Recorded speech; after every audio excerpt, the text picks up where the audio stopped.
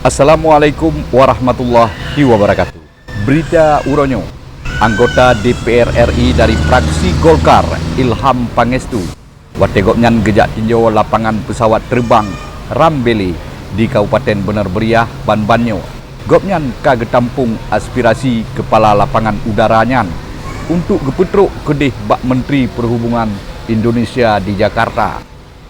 Kepala lapangan pesawat terbang Rambele Faisal Ali Kopo nibak anggota DPR RI Ilham Pangestu watenyan gelake bantu supaya lapangan kapal terbangnya bujut gepeluah lo nak mudah jitrun kapal terbang yang raya yang diangkut penumpang yang na di padum-padum boh kabupaten di daerah pedalaman Acehnya.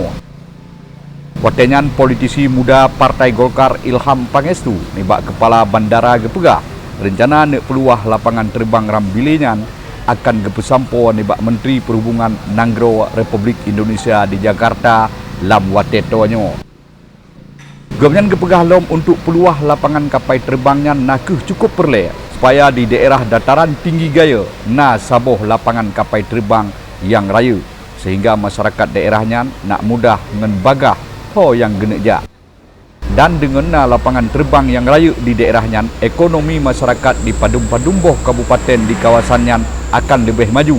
Karena masyarakat di sinan kamudah bak dikirim kupi dan hasil bumo lain ulua daerah ngen layanan kargo nibak lapangan terbangnya. Habanyo gepesampo oleh Ilyas bin Ismail Freelance News nan me Inggris haba me Aceh.